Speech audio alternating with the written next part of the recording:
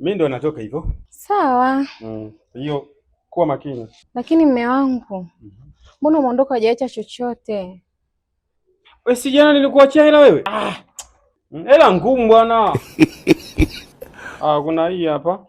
Jibane bane maisha yenyewe ndio kama hivi. Mme wangu, sasa tutakunywa chai au tutapika mchana kwa kweli? Tumia hiyo bwana jibane bane. Wewe unataka hela nyingi za nini? Au unajenga kwenu nini?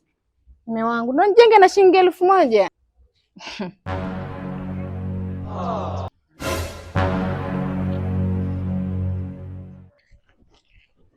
Dada, samani. Nani? Kwanza ni mshukuru Muumba wa mbingu na ardhi. Hii kama niliambiwa kwamba pitia huku. Sasa ili kuonyesha na mimi. Sasa acha kwanza unajua sadaka si lazima mpaka ukatoe kanisani au msikitini. Kwanza nitoe kwa ajili ya Mungu wako aliyokuumba. Hiyo hapo. Wazazi wako wawili kwa kunizalia mtu wa kukutana naye, mama, hii ya baba. Na walioibuni hii njia kulikuwa wanapita huku nikaipitia nikakuona wewe. Hii hapo. Kingine umevaa kiheshima. Hii hapo. Muda wa kukupotezea. Hii hapo. Sisi zimetosha? Bado kidogo. Wewe mtoto utanifilisi ila kwa sababu moyo umependa. Nakupiga na besela la noti.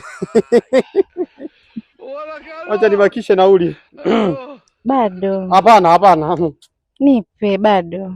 Bwana, acha utanionyesha kwamba una tamaa. Unaitwa nani? Oh my God. Umejiona ulivyo mshenzi. Nyumbani mimi unaniachia buku mara 2000, lakini huku barabarani unakuja kuhonga.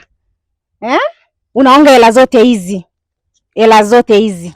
Lakini mimi umeniachia buku. Uharibu kwako kajenge kwa wenzio, si ndio hivyo? Sasa nani? Naomba sasa hela nini? Nikupe kitu gani?